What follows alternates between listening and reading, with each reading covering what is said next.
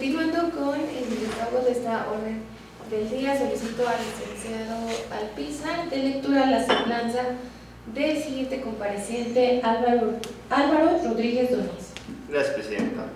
Álvaro Rodríguez Doniz es licenciado en Derecho por la Universidad Autónoma del Estado de Hidalgo. Tiene una especialidad en Derecho Penal por la Universidad Autónoma del Estado de Hidalgo. Cuenta con una maestría en Gestión Pública aplicada por el Instituto Tecnológico y Estudios Superiores de Monterrey. Actualmente es subdirector de lo contencioso del Gobierno del Estado de Hidalgo, de la Coordinación General Jurídica, Dirección de lo Contencioso y Amparos. Fue director general de Planeación, Información y Observatorios del Consejo Consultivo Ciudadano del Estado de Hidalgo, donde fue titular de la Unidad de Transparencia. Director de Planeación y Prospectiva Estratégica del Consejo Consultivo Ciudadano del Estado de Hidalgo. Director de Transversalidad y Prospectiva del Consejo Consultivo Ciudadano del Estado de Hidalgo.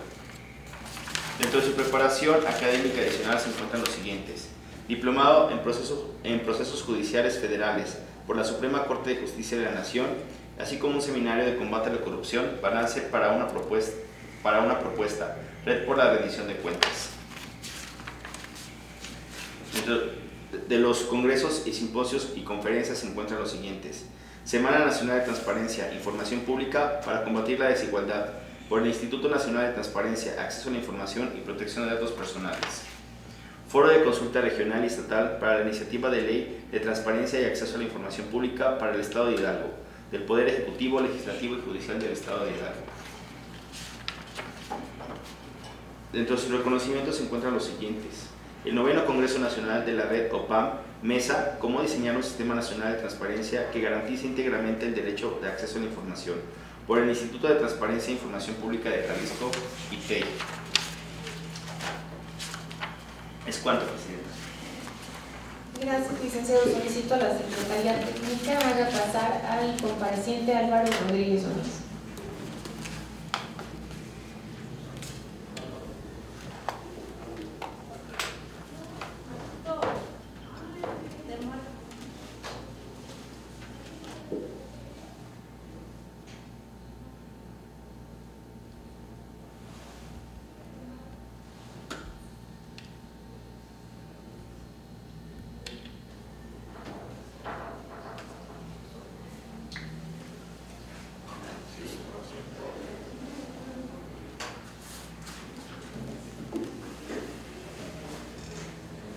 Hola, buenos días, maestro Álvaro.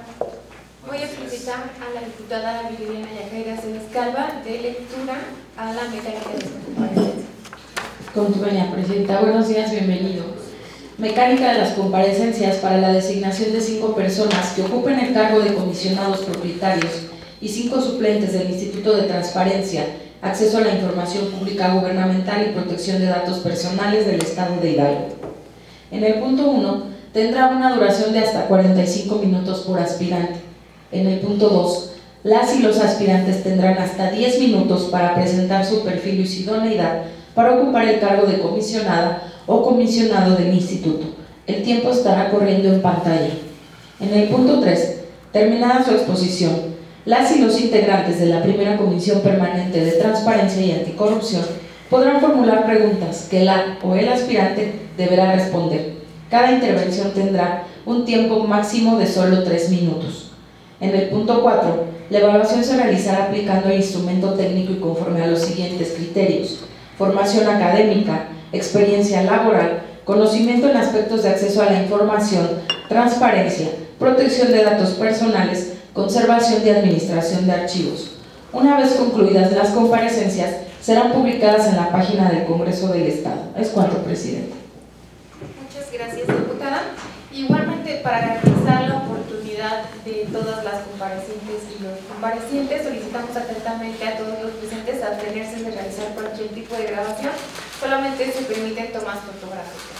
¿Okay? Es su turno, Álvaro Rodríguez Doniz, de hacer uso de la voz en esta primera intervención hasta por 10 minutos. Claro que sí. Muchas gracias por el uso de la voz. Y desde luego es un gusto comparecer ante esta Comisión de Transparencia y Anticorrupción, sobre todo en un día tan emblemático como es el día de hoy, que se conmemora el Día Internacional de la Lucha Anticorrupción. En ese sentido, su servidor Álvaro Rodríguez Doniz, soy mexicano de 40 años de edad, con el mismo tiempo de residencia en el municipio de Atotonilco de Tula, Hidalgo. Soy maestro en gestión pública por el Tecnológico de Monterrey. Tengo una especialidad en Derecho Penal en el anterior sistema y la licenciatura en Derecho por la Universidad Autónoma del Estado de Hidalgo.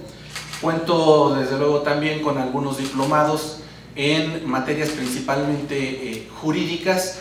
Tengo además preparación adicional en materia de transparencia, en materia de combate a la corrupción, en materia de protección de datos por distintas instituciones a nivel nacional y a nivel local, entre ellos la Suprema Corte de Justicia de la Nación, la propia Universidad Autónoma del Estado de Hidalgo, la Red por la Rendición de Cuentas, la Universidad Nacional Autónoma de México. En cuanto a mi experiencia laboral, quiero comentarles que me desempeño en el área contenciosa de la Coordinación General Jurídica, en este caso como responsable de los asuntos en los cuales, y de manera coloquial lo quiero referir, es demandado gobierno del Estado de Hidalgo o en los cuales gobierno del Estado de Hidalgo tiene que demandar para defender sobre todo los intereses del Estado. Profesionalmente también me he desempeñado dentro de un organismo autónomo que fue el Consejo Consultivo Ciudadano, ahora extinto, donde ocupé distintas direcciones, entre ellas la Dirección General de Planeación, Información y Observatorios. Fui titular de la Unidad de Transparencia de dicha órgano autónomo, y ahí tuve la oportunidad no solo de conducir el cumplimiento de las obligaciones de transparencia de este sujeto obligado, sino también conducir todas las actividades que tuvieron que ver con el cumplimiento de estas obligaciones, pero durante el proceso de extinción del mismo, para que se pudieran cumplir a cabalidad y desde luego no pudiera haber ningún inconveniente. No se tuvo ninguna observación en ese sentido. Se cumplió no solo con las obligaciones de transparencia, sino también en este caso con la entrega de toda la documentación de los archivos que se tenían en este caso en trámite y también en concentración para su posterior disposición en el Archivo General del Estado. También ahí tuve la oportunidad de ser consultor en distintas comisiones, trabajar de manera directa con la ciudadanía en distintos ejercicios que permitieron fortalecer, en este caso, algunas acciones que se desarrollaron en la entidad. He tenido la oportunidad de participar en los distintos foros que se han realizado en el Estado de Hidalgo para las reformas, en este caso de la legislación en materia de transparencia, desde que incluso se pensó en crear la primera ley de transparencia. Tuve la oportunidad de participar como ponente. Y también profesionalmente me he desempeñado en el Poder Judicial del Estado de Hidalgo, concretamente en las salas civiles y familiares del Tribunal Superior de Justicia, en segunda instancia. También ahí me desempeñé como actuario del Juzgado Civil y Familiar de Huejutla de Reyes, Hidalgo, entre otros cargos también que forman parte del Servicio Público Judicial. Me desempeñé también como secretario de Estudio y Proyecto y secretario de Estudio y Cuenta en el Tribunal Superior de Justicia y en el Tribunal Estatal Electoral, en distintos procesos electorales que se desarrollaron para la renovación de diputaciones locales, ayuntamientos y la gubernatura del Estado. Tengo también algunas publicaciones en algunos artículos publicados, en este caso por la Comisión de Derechos Humanos del Distrito Federal, también en algunas revistas del Poder Judicial, vinculadas precisamente a la generación de indicadores para medir la evaluación del desempeño en el Poder Judicial. Tengo también algunos reconocimientos por participación como evaluador en algunos reconocimientos, como es el reconocimiento a la innovación gubernamental, como es el Premio Hidalgo de Ciencia y Tecnología. Y tengo también experiencia docente como académico en la Universidad La Salle Pachuca, en la Universidad Científico Latinoamericana de Hidalgo En el caso de la Universidad La Salle Pachuca tuve la oportunidad también de ser sinodal, asesor de tesis, y formé parte de la primera terna para dirigir la primera facultad de Derecho en el estado de Hidalgo. También tengo experiencia, desde luego, en el tema de administración de calidad. En mi desempeño en el Tribunal Superior de Justicia tuve la oportunidad de participar como auditor interno capacitado, desde luego por un agente externo, que en este caso es Auditores Asociados de México, a propuesta del propio Tribunal Superior de Justicia, para monitorear la implementación del sistema administrativo de calidad en aquel entonces en el Poder Judicial.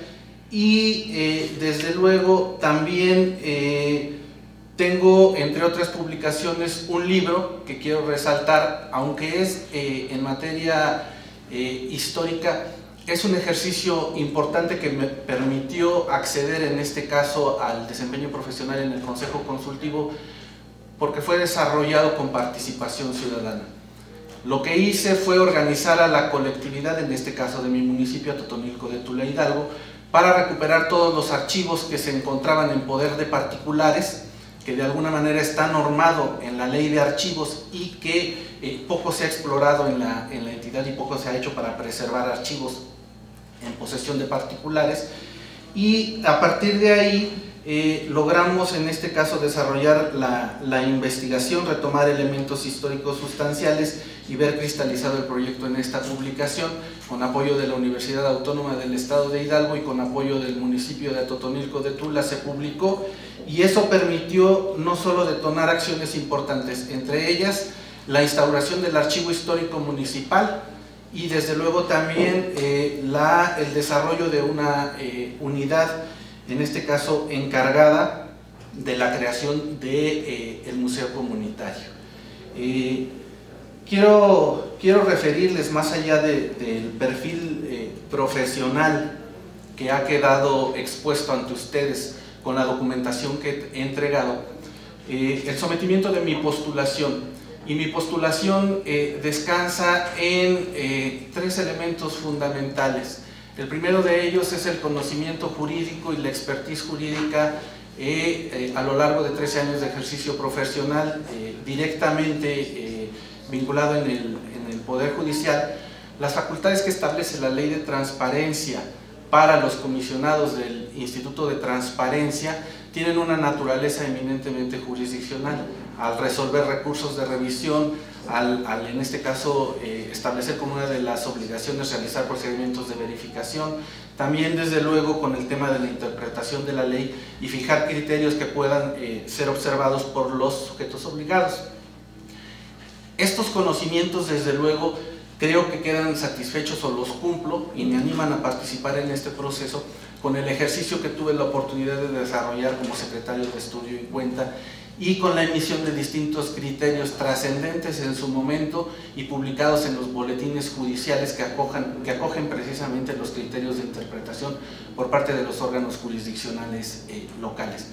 Por otra parte, las facultades que están previstas en esta Ley de Transparencia y en materia de protección de datos también quedan cubiertas con la expertise que dimana, en este caso, del posgrado en gestión pública, y con la experiencia que tuve la oportunidad de desarrollar en un organismo autónomo encargado de fomentar la participación ciudadana, y que de alguna manera permiten tener una visión holística de la problemática que se vive en materia de transparencia, y finalmente el aspecto docente, que me permite también tener una visión de cuáles son las necesidades o qué es lo que podría implementarse en este caso para fomentar el derecho a saber. Muchísimas gracias. Muchas gracias, maestro Álvaro Rodríguez Donís. Es el turno de las integrantes y los integrantes de esta comisión para poder realizar preguntas, comentarios o intervenciones. Quien desea hacer uso de la voz, por favor, de manifestarlo. Adelante, diputada. Con tu venia, presidenta. Poniendo atención a su exposición, mis preguntas van enfocadas a lo que vertió. Primero, ¿qué opina de que la divulgación de la información relativa a los procesos judiciales y administrativos se encuentra condicionada a la conclusión de estos por resolución firme, contra la que no proceda algún medio ordinario de defensa, o que, en su caso, admitiéndolo, se hubiera agotado la impugnación relativa. ¿Le parece a usted adecuado la divulgación de la información por parte del Poder Judicial del Estado de Hidalgo? ¿Abatiríamos la corrupción? ¿Estaríamos hablando de cero tolerancia realmente? Y por otro lado, en el caso de las consultas de las solicitudes de información, ¿qué opina del procedimiento? ¿Lo considera correcto? ¿El tiempo de respuesta es el adecuado? ¿Le parece idóneo? Y si no, ¿cuáles serían los cambios que usted propondría para hacer más ágil este procedimiento? Es cuanto, presidente. Gracias, diputada. Adelante. Muchas gracias. Me parece que en cuanto a los procedimientos jurisdiccionales debe preservarse desde luego la secrecía de la información que se vierte en un procedimiento jurisdiccional hasta en tanto no se resuelve en definitiva, porque en este caso estamos hablando de procedimientos que tienen que ver con derechos humanos o con derechos de las personas involucradas desde luego en los litigios y que no pueden ventilarse o sacarse a la luz, ser públicos,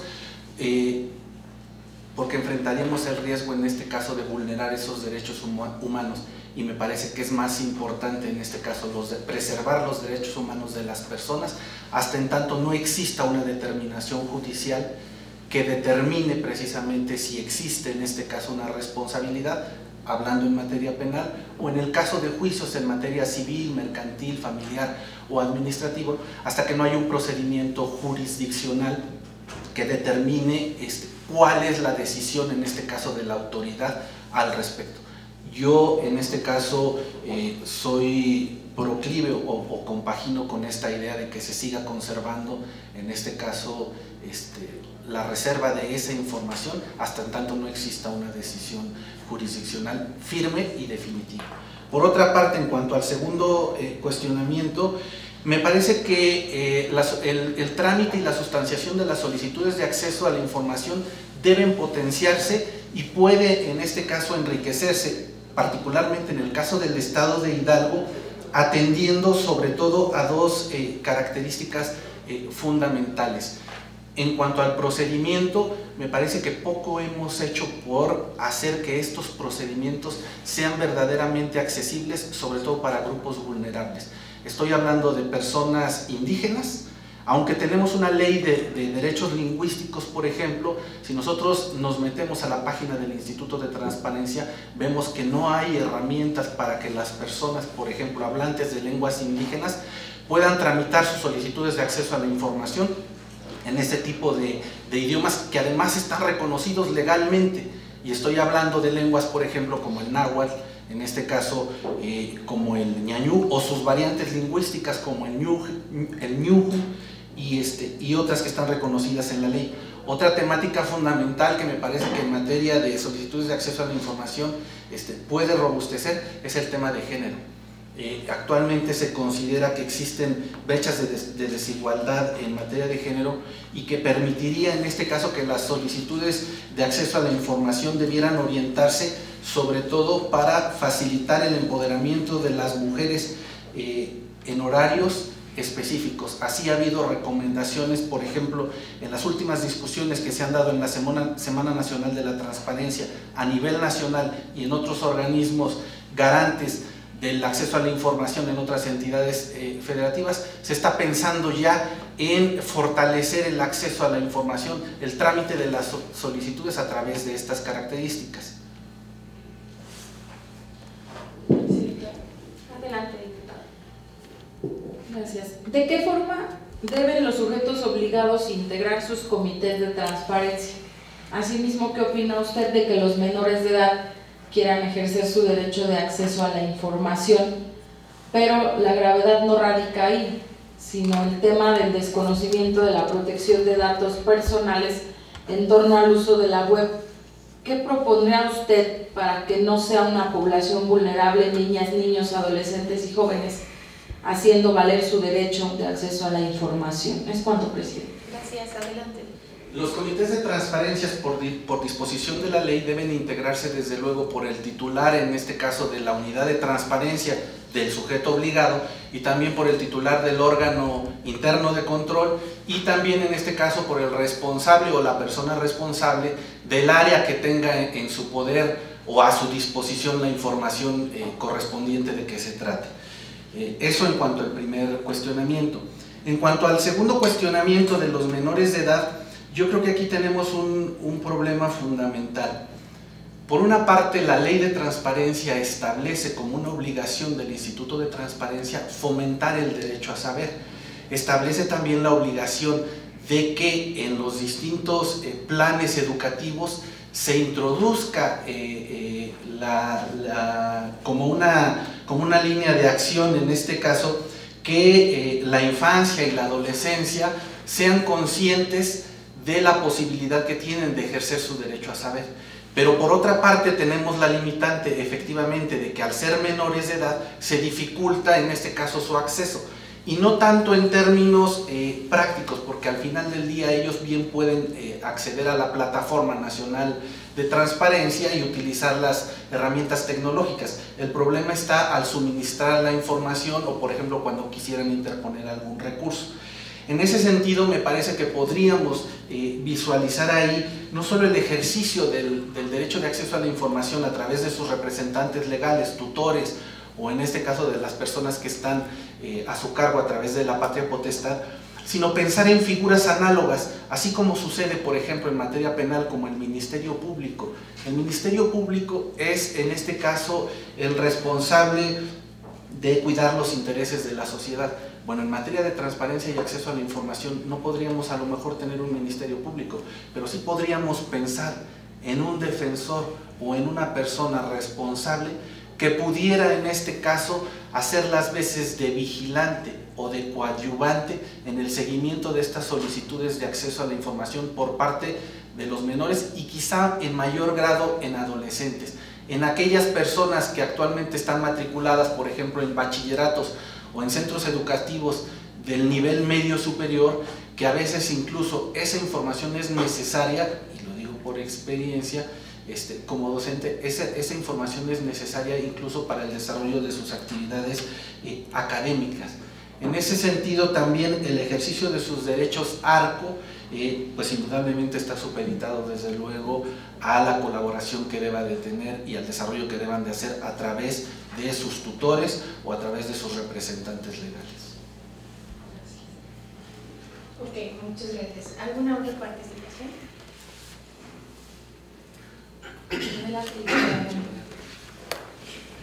Gracias, presidente. Maestro Álvaro Rodríguez, escuchábamos, comentaba usted acerca de su perfil, su preparación, y en el tema de corrupción, ¿cómo abonar para que en Hidalgo ya no se hable de corrupción, sino se hable de transparencia? Hay mucho por hacer, sin duda. Algunas ideas debe tener usted en ese sentido, que quizás pueda exponernos hoy en este momento. Y ¿cómo lograr precisamente eso? Que la sociedad hidalguense se convierta en una sociedad de la transparencia. Gracias. Claro que sí, diputado, con mucho gusto. Me parece que en el estado de Hidalgo tenemos un gran pendiente, el Instituto de Transparencia tiene un gran pendiente y es en materia de gobierno abierto. La ley de transparencia establece en este caso como una de las obligaciones del Instituto de Transparencia fomentar prácticas de gobierno abierto. Y estas prácticas de gobierno abierto tienen precisamente como propósito fundamental lograr transitar del mero ejercicio del derecho de acceso a la información a la utilidad de esa información. En este caso, si nosotros incluso observamos la propia página del Instituto de Transparencia y nos metemos a la sección de gobierno abierto, no vamos a encontrar más que una ficha descriptiva de lo que es gobierno abierto de manera conceptual. Y podemos advertir también que a pesar de que el Estado de Hidalgo firmó la declaratoria de gobierno abierto desde 2015, actualmente apenas estamos en la instalación del Secretariado Técnico Local, cuando mañana a nivel nacional se presenta el cuarto plan de acción ya a nivel nacional y otras entidades federativas que ya firmaron con Hidalgo, que firmaron en su momento con Hidalgo, fueron 3 entidades federativas, ahora ya tienen hasta su segundo plan de acción. En el estado de Hidalgo no hemos podido. ¿Qué haría yo para lograr que el estado de Hidalgo sea transparente desde el ITAI? Fomentar desde luego el desarrollo e implementación de un plan de acción local en Hidalgo para el tema de gobierno abierto. Eso me parece que es fundamental, porque eso permitiría que los sujetos obligados pudieran entender y visualizar con casos prácticos de qué manera les puede beneficiar la transparencia. Nosotros podemos dar todos los ejercicios de sensibilización que se quieran, podemos dar distintos seminarios, congresos, en fin, pero si nosotros no vemos casos prácticos, eso no lo vamos a poder lograr. Eso tiene que ver también con el fomento de prácticas de generación de datos abiertos en formatos abiertos. El propio Instituto de Transparencia tiene publicada información en formatos en PDF, que impiden en este caso que la información pueda ser reutilizable. Tenemos que transitar hacia esquemas de datos abiertos. En mi experiencia como evaluador, sobre todo en ejercicios que se desarrollaron con el SIGNOVA, en este caso en los denominados hackatones u Open Data, en los que los jóvenes utilizan estos datos abiertos para crear aplicaciones, para crear software, para crear herramientas tecnológicas que permitan dar soluciones concretas a distintos problemas sociales en temas de salud, en temas de educación, en temas medioambientales, en temas de movilidad. Eso ayuda mucho a entender cuál es la utilidad de la transparencia. Y finalmente, en el aspecto municipal, creo que tendríamos que transitar, y ahí se necesitaría una vinculación con el Congreso para promover la certificación en estándares de competencia de los responsables de las unidades de transparencia municipal, para que sea una obligación que tengan esa certificación, y que suceda lo mismo que pasa con los responsables de planeación, de tesorería y de obras públicas, y que tengan elementos para que de alguna manera podamos tener resultados palpables en materia de transparencia a nivel municipal. Muchas gracias, maestro. ¿Alguna otra pregunta? No, yo estoy. Adelante. Bienvenido, maestro Alba. Muchas gracias por su interés en participar en esta convocatoria.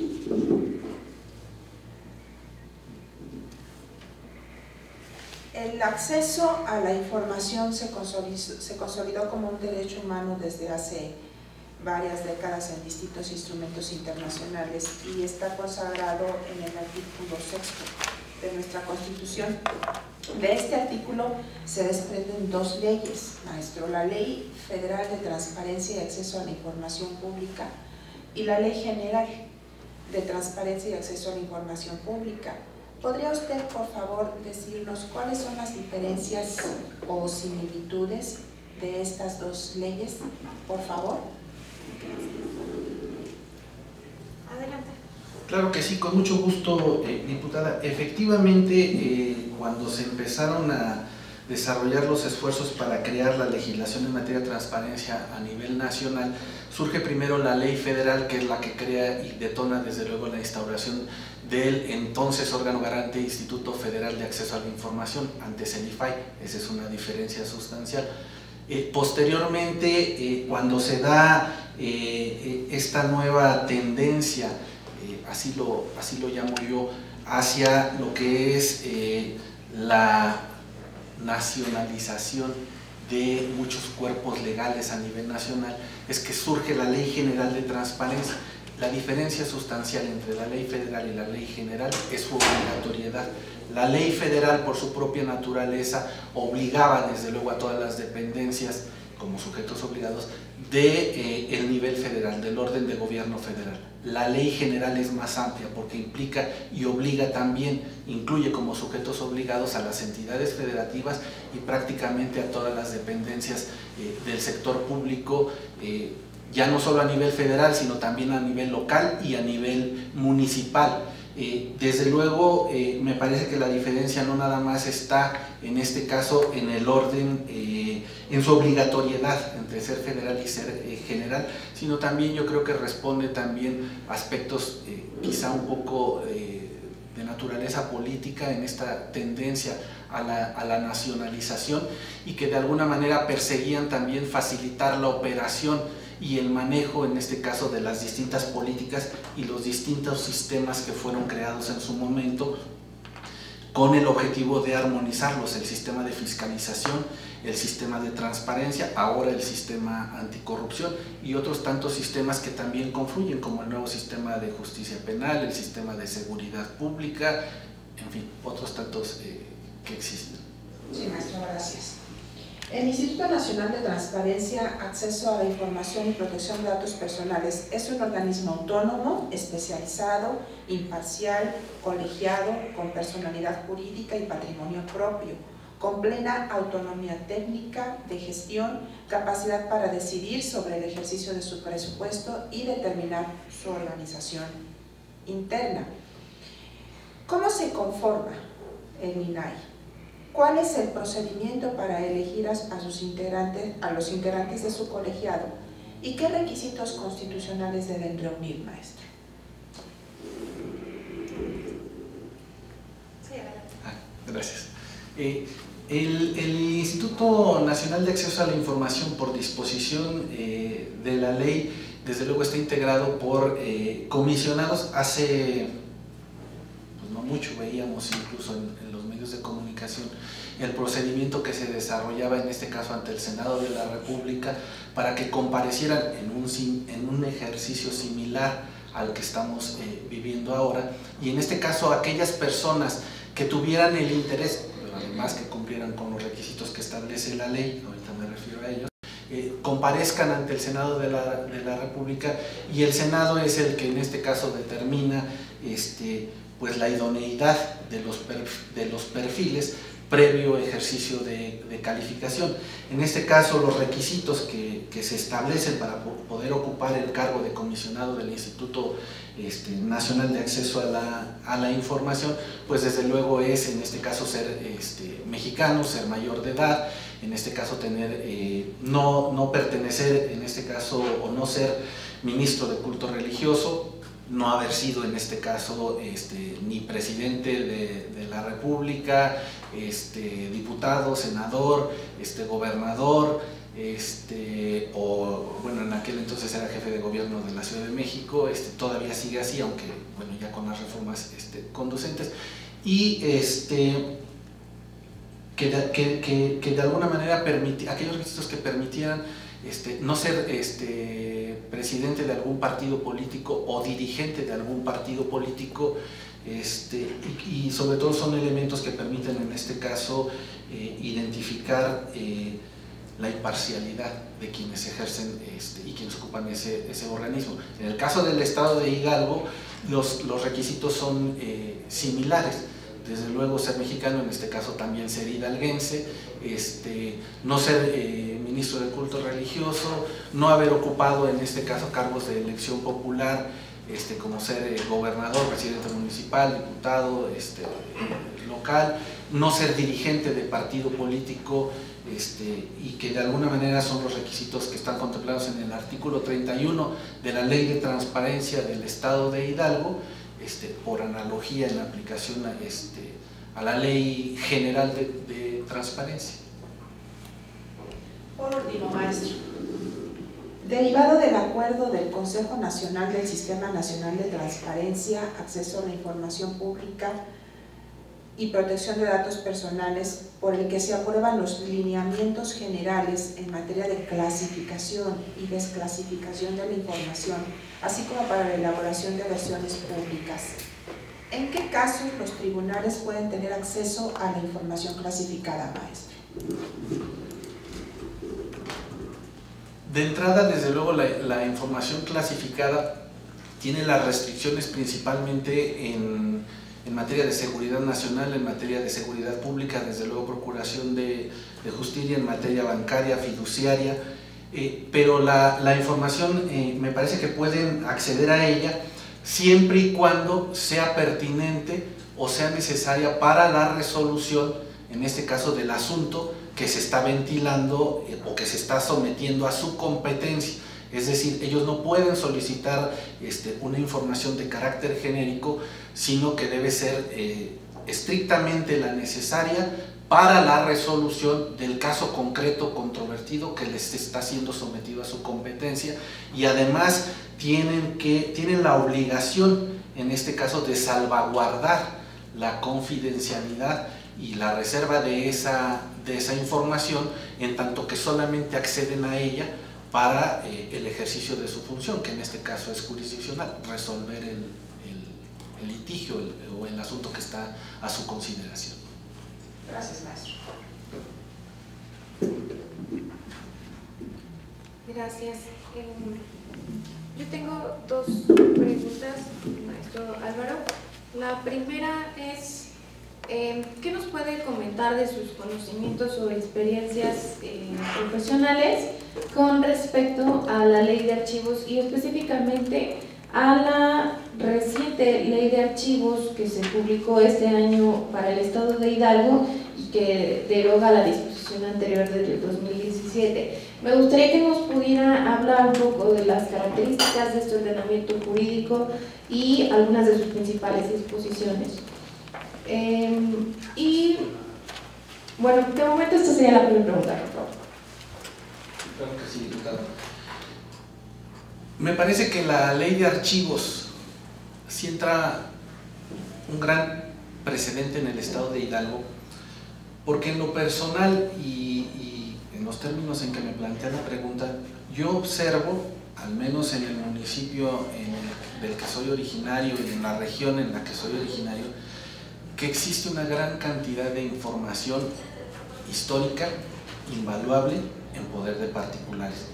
Tuve la oportunidad de tener en mis manos, por ejemplo, circulares, bandos y documentos incluso firmados por personajes relevantes a nivel nacional, como es Benito Juárez, como es Porfirio Díaz, y están en poder de particulares. Esta ley de archivos, uno de los elementos que yo destaco y que lo mencioné en una intervención anterior, es precisamente la regulación de este tipo de documentos, que más allá de que estén en posesión de particulares, en realidad es una riqueza y es un elemento esencial para el desarrollo de la identidad del Estado, porque lo cierto es que son documentos que en su momento fueron elaborados por servidores públicos. ¿Cómo estuvieron o cómo llegaron a poder de particulares? Eso es otra cuestión, pero lo cierto es que son documentos de naturaleza pública por su creación. Ese es un elemento que me parece fundamental de la ley de archivos. Por otra parte, me parece que a nivel municipal teníamos un problema, y era la generación de documentos, la generación precisamente de aquella información que permitiera, en este caso, transparentar el actuar de los municipios. Y con esta ley de archivos no solo se organiza la forma en la que los municipios, que es uno de los niveles, creo yo, más endebles hasta el momento en materia de transparencia, nos ayuda precisamente a solidificar estos parámetros que estamos esperando. Si queremos combatir la corrupción, necesitamos documentar todo lo que estamos haciendo, pero también necesitamos organizar esa documentación que estamos generando. Y la ley de archivos nos da esa certidumbre, nos genera esa certidumbre precisamente al instrumentar, por ejemplo, cómo debe clasificarse ya con parámetros estandarizados, hablando de fondos documentales, hablando de series documentales, de expedientes, si son unidades simples, unidades documentales compuestas, en fin.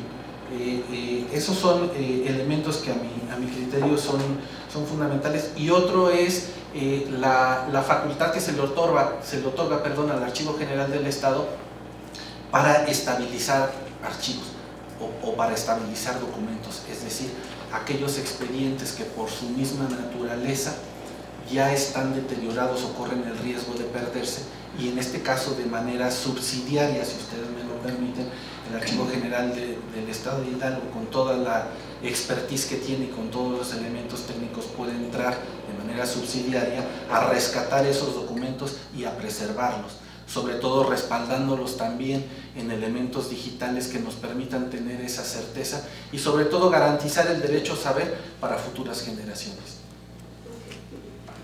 Muchas gracias. La siguiente pregunta está dividida en dos partes. Primero, ¿qué nos podría decir acerca de la relación entre el tema de protección de datos personales y la era digital? Y la segunda parte es menos técnica, es más subjetiva. En su trayectoria laboral, por lo que se observa en su currículum, ha tenido la oportunidad de ocupar diversos cargos, sobre todo, pues, destacadamente de índole jurídica, ¿no? ¿Cuál sería la principal razón para querer usted participar del ITAI como comisionado, siendo que el tema de transparencia, si bien lo veo en su formación académica y también en uno de sus cargos laborales, creo que ha sido más un tema paralelo, ¿no? O tangencial? A mí me gustaría conocer cuáles son sus motivos particulares para querer ser comisionado y cuál sería su principal objetivo o meta, el principal, uno solo de preferencia, en caso de que fuera elegido para este cargo. Claro que sí, Presidenta. La era digital marca grandes retos, desde luego, para el tema de transparencia y para el tema de protección de datos. Nosotros vemos la creación de innumerables redes sociales y casi en todas esas redes sociales está involucrado el tratamiento de datos personales, que van desde nuestra imagen, en este caso nuestras fotografías que subimos, hasta el nombre, entre otros elementos propios de la persona que se consideran como datos personales. Y más allá de los cuestionamientos que se han hecho sobre la regulación del Internet o sobre la regulación de estos temas que desde luego implican dificultades jurídicas, me parece que el ITAI e incluso el propio INAI necesitan fortalecer en este caso los procesos de verificación, sobre todo de este tipo de plataformas y de las, en este caso, personas que están involucradas como responsables o encargados en el tratamiento de esos datos personales. Perdón, estamos escuchando que hay un problemita con el audio, nada más quiero descartar. Sí, continúe, por favor. En este sentido, es muy fácil que cualquier persona cree una plataforma virtual o una plataforma tecnológica y solicite datos personales a cualquier persona, sea mayor o sea menor de edad. Pero ahí es precisamente donde tiene que entrar el Instituto de Transparencia a través de los procedimientos de verificación, y además me parece que debería publicarlos, siendo que no es así. Al momento no tenemos, por ejemplo, nosotros como ciudadanos, un catálogo o un apartado en el Instituto de Transparencia donde aparezcan los certificados que se pudieran otorgar, por ejemplo, a este tipo de personas o a este tipo de entes, y que me garanticen que mi tratamiento de datos personales va a ser, en este caso, el adecuado o apegado a la ley. Y lo mismo pasa con organizaciones de la sociedad civil que recaban datos personales y que muchas veces los utilizan ahora en el estado de Hidalgo en sus plataformas virtuales, y que a veces no tienen ni siquiera los avisos de privacidad para el tratamiento de sus datos personales, y no sabemos en dónde están los procedimientos de verificación del Instituto de Transparencia. Entonces me parece que es un gran reto este tema, sobre todo porque la tecnología nos va señalando, nos va prospectando que cada vez el tratamiento de datos personales va a ser más complejo.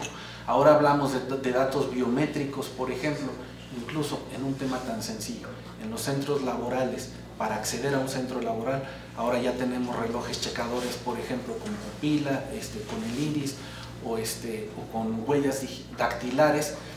Antes nada más era con la simple tarjetita. Y ese tipo de tratamiento de información tenemos que ser muy cuidadosos con cómo lo tratamos. Me parece que es un tema fundamental. Por otra parte, en cuanto a las razones que tengo para ocupar un lugar en el ITAI, ciertamente tengo 13 años de ejercicio profesional enfocado en términos jurídicos, 5 años en un órgano autónomo encargado, en este caso, de participación ciudadana, pero en paralelo a mi ejercicio jurisdiccional por convicción propia, me he enfocado en este caso a fomentar la participación ciudadana. El ejercicio del que les hablaba de la publicación de la obra lo hice en paralelo a este ejercicio. Y hay varias razones que tengo yo para participar. La primera de ellas, desde luego, es que creo que cumplo los requisitos, creo que de alguna manera tengo la oportunidad de acceder a un puesto que me brindaría a mí una mayor estabilidad profesional y también una mayor estabilidad patrimonial. Tengo 40 años y aunque todavía no me considero una persona pues tan vieja o de la tercera edad, lo cierto es que tengo que empezar a prepararme en este caso para lo que viene a futuro. Y lo que viene a futuro es una eventual pensión en su momento, que en mi caso pues no la voy a gozar de acuerdo a los parámetros que se tenían anteriormente, que es la famosa ley del 73. Perdón, maestro, tiene que ir cerrando su respuesta, estamos sobre el tiempo. Entonces, en ese sentido, a mí me permitiría económicamente tener ahorros y tener una solvencia, y profesionalmente tener un nivel profesional y un nivel laboral que me permitiera servir a la entidad. Muchas gracias. ¿Alguna otra participación, comentario? Ok. En ese caso, tiene usted la oportunidad hasta por 3 minutos de emitir un comentario final. Gracias, diputada. Quiero cerrar mi intervención precisamente retomando este elemento. Yo someto a la consideración de todas y todos ustedes, diputados de esta Comisión de Transparencia, mi postulación. He cumplido con todos los requisitos que se plasmaron en la convocatoria, he entregado todos y cada uno de los documentos que respaldan, en este caso, mi experiencia profesional y laboral. No tengo conflictos de interés, no aparezco en el padrón de proveedores de gobierno del Estado ni de ninguna entidad de gobierno federal, estatal o municipal. He sido promotor de iniciativas desde el ámbito social, como es la ley de 3 de 3, he cumplido en este caso con mi declaración fiscal, mi declaración patrimonial, y desde luego en la Secretaría de Contraloría no tengo antecedentes penales, y eso habla desde luego de la transparencia con la que me conduzco ante esta comisión. Y también quiero enfatizar ante ustedes que mi voluntad por participar en esta comisión guarda precisamente el interés y persigue el anhelo de fortalecer la transparencia en Hidalgo. Me parece que el Instituto de Transparencia tiene una necesidad notoria de ser potenciado en su actuación y convertirse en uno de los pilares para fortalecer el desarrollo de, sobre todo, el sistema anticorrupción, porque no podemos dar resultados para combatir la corrupción y para abatir la impunidad que ha lacerado en este caso a nuestra entidad si no fomentamos la transparencia de manera ejemplar a través del Instituto de Transparencia. Muchísimas gracias, maestro Álvaro Rodríguez Doniz. Le recordamos finalmente que cuando se terminen las comparecencias, estas serán de carácter público para su consulta. Y con esto terminamos. Le agradecemos mucho su interés en este proceso y le solicito a la Secretaría Técnica tenga bien acompañar al compareciente a la sala.